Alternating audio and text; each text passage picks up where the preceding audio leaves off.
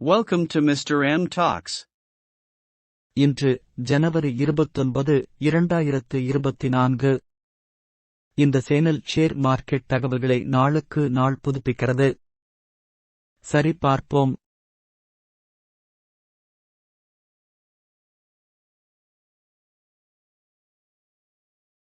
Sensex 1240.9 புள்ளிகள் அல்லது 1.76% உயர்ந்து 71,941.57 ஆகவும், நிஃப்டி 385.00 புள்ளிகள் அல்லது 1.80% உயர்ந்து 21,737.60 ஆகவும் இருந்தது. சுமார் 2,175 பங்குகள் முன்னேறியது. 1,588 பங்குகள் சரிவு மற்றும் 143 பங்குகள் மாறாமல் இருந்தன. 1. அதானி எண்டர்பிரைஸ்.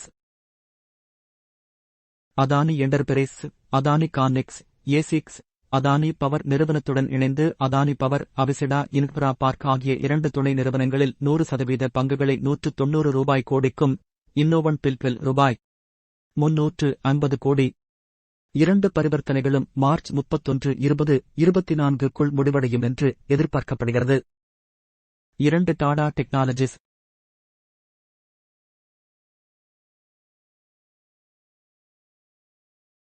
டாடா டெக்னாலஜிஸ் உலகளாவிய பொறியியல் சேவைகள் நிறுவனம் டிசம்பர் 2024 முடிவடைந்த காலாண்டில் ஒருங்கிணைந்த லாபத்தில் ஆண்டுக்கு ஆண்டு 14.7% வளர்ச்சியை பதிவு செய்து ரூ. 170.22 கோடியாக உள்ளது.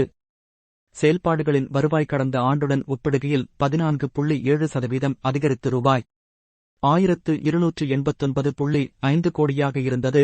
அதே நேரத்தில் அமெரிக்க டாலர் மதிப்பில் மொத்த செயல்பாட்டு வருவாய் ஆண்டுக்கு 13.4% அதிகரித்து $154.8 மில்லியன் உள்ளது. சேவைப் பிரிவு வருவாய் ஆண்டுக்கு 8.3% உயர்ந்து $12.2 மில்லியனாக இருந்தது. மேலும் நிலையான நாணயத்தில் 5.8% வளர்ச்சியடைந்தது. 3. HDFC வங்கி. HDFC வங்கி HDFC வங்கியின் 9.99% வரை கையகப்படுத்த இந்திய ஆயுள் காப்பீட்டுக் கழகத்திற்கு ரிசர்வ் வங்கி RBI ஒப்புதல் அளித்துள்ளது. HDFC வங்கியில் மேற்கூறிய முக்கிய பங்குகளை ஒரு வருட காலத்திற்குள், அதாவது ஜனவரி 24, 2025க்குள் வாங்குமாறு RBI ஆல்க்கு அறிவுறுத்தப்பட்டுள்ளது. 4. தனலட்சுமி வங்கி. தனலட்சுமி வங்கி தனலட்சுமி வங்கியின் நிர்வாக இயக்குனர் மற்றும் தலைமை நிர்வாக அதிகாரியாக இருக்கும் J.K. சிவனின் பதவிக்காலத்தை அவரது வாரிசு பதவி ஏற்கும் வரை நீட்டிக்க இந்திய ரிசர்வ் வங்கி ஒப்புதல் அளித்துள்ளது. தனலட்சுமி வங்கி ஏற்கனவே புதிய M.T மற்றும் C.E.O நியமனத்திற்கு ஒப்புதல் கோரி விண்ணப்பித்தவர்களின் பெயர்களுடன் இந்திய ரிசர்வ் வங்கிக்கு விண்ணப்பித்துள்ளது. 5. பந்தன் வங்கி. பந்தன் வங்கி மார்ஷல் பேஸ் முதலீட்டு உத்திகள் யுரேகா ஃபண்ட் தனியார் துறையின் 1,88,33,391 ஈக்விட்டி பங்குகளை ஒரு பங்குக்கு சராசரியாக ரூ. 22.4 என்ற விலையில் $422.62 கோடிக்கு வாங்கியது. BNP பரிபாஸ் ஆர்பிட்ரேஜ் வங்கியில் 1,93,77,033 பங்குகளை அதே விலையில் $434.82 கோடி மதிப்பில் இறக்கியது. 6. மணப்புரம் நிதி.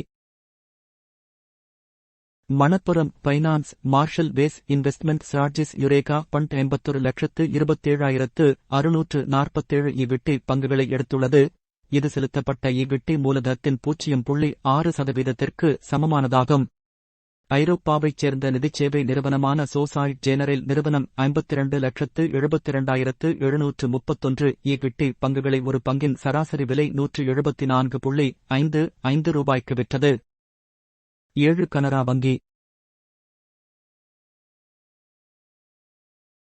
கனரா வங்கி hedge fund Marshall Wace investment strategies Eureka fund 91,46,562 equity பங்குகளை பொதுத்துறை கடன் வழங்குநரிடம் சராசரியாக ஒரு பங்குக்கு ரூ. 45.43 என்ற விலையில் ரூ. 41.5 கோடிக்கு வாங்கியது. இருப்பினும் BNP பரிபாஸ் ஆர்பிட்ரேஜ் வங்கியில் 94,36,387 பங்குகளை அதே விலையில் ரூ. 42.87 கோடிக்கு விற்றது. Recommendation. Buy from Motilal Oswal to JK Cement, Target of 4,700 rupees. Declaration. தகவல் கல்வி நோக்கத்திற்காக மட்டுமே. நான் ACBI பதிவு செய்யப்பட்ட நபர் அல்ல. எனது சேனலை சப்ஸ்கிரைப் செய்து ஆதரிக்கவும்.